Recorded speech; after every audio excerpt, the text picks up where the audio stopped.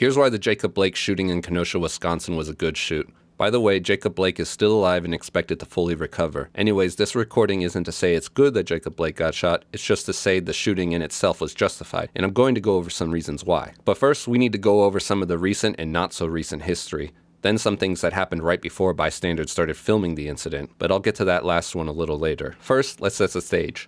Justin Pruitt, a Kenosha police officer, was shot by Jonathan Mazie, a black suspect, 15 days before this incident. I only say a black suspect because the sweep race under the rug is a disservice to America and not shining a light on real problems, one of them being black violence. Anyways, let's get back on track. One day before the Jacob Blake incident, 5 suspects were arrested in relation to the shooting of Officer Pruitt. So to say officers would be on edge when a suspect is not showing their hands is a huge freaking understatement. These men and women have families they need to go home to at the end of the day. They don't know you. Why can't you just comply for the 15-minute interaction with them?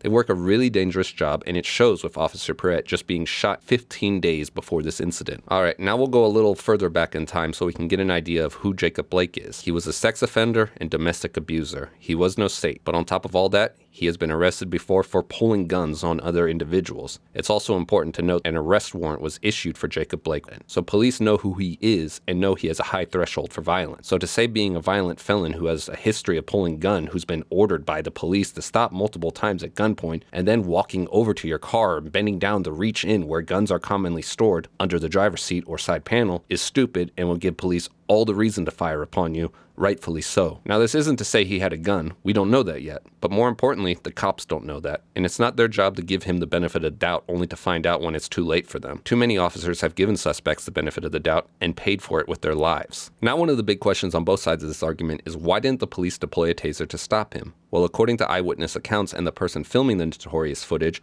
an officer already deployed a taser at Jacob and it was ineffective. Now some people are peeved that Jacob's kids were in the car. How could the officers shoot a man in front of his kids? Now let's remember, Jacob Blake had a warrant out for his arrest. Either way, he has to take that ride. But let's just say, for example, he wasn't reaching in his car but trying to get back in. What are the police supposed to do? Let him drive away and get into a high-speed pursuit with his kids in the car? His criminal records and his non-compliance shows he would. Also on that note, who walks over to their kids with guns drawn on them?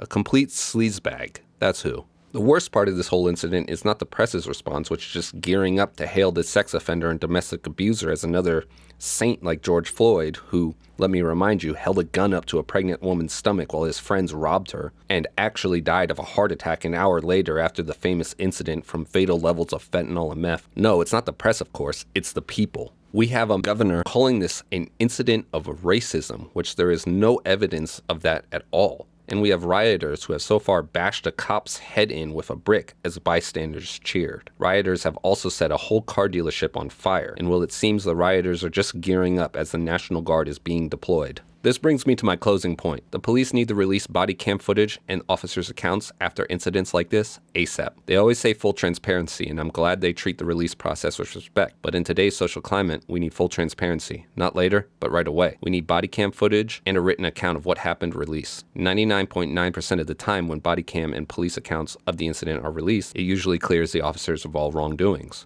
We can no longer let race hustlers dictate the narrative.